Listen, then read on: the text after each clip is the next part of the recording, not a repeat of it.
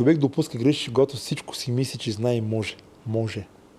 И се казва, аз съм човек. Няма друг. На мен това ме е дадено, аз го мога. При мен този елемент ми дойде като на стероиди. Представи си този елемент по още 5 пъти умножен. Конфликтът стана по много интересен начин. На рождения ден на майка на 26 вечерта, телефоните са ми изключени, празнувам и аз се връщам пак от път. Сина ми тъкмо тогава излезе и луди шоколад. Голяма работа, луди шоколад беше топ телефон. И сина ми го отваря, гледа ми на СМС, Мишка, къде си, що се криш?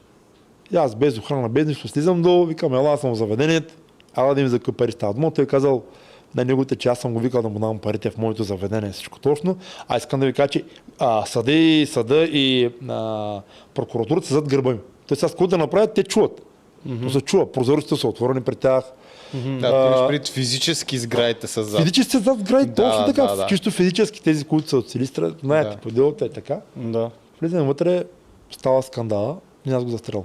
Това мене моби. Тази болка, когато ти получаваш, момчета, няма нищо по-силно от това. Може да удариш дъното и да фалираш, да си милионер, да просиш, няма толкова да те боли, отколкото да отнемеш човешки живот и да си можел по някакъв начин да го предотвратиш, ако си мислил. Просто не отиваш на тая среща, той си търси конфликта. Не дай да отиваш. Имаш позиции, звъни на полицията.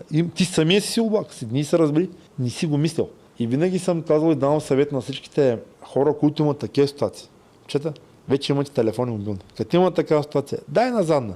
Той простака се остава безсмъртен. Винаги. Не казвам за моят случай. Казвам като цяло. Избягайте и тези конфликти, мамо стара. Няма смисъл от тези неща. И да ти стане много напечено, има телефони, 112 въртиш, нещо става. Другия вариант вече нямаш на къде, окей, сбиваш се, ставаш по-голям от белята. Ама не до край. Не до край. Няма смисъл. Животът отива на вятъра.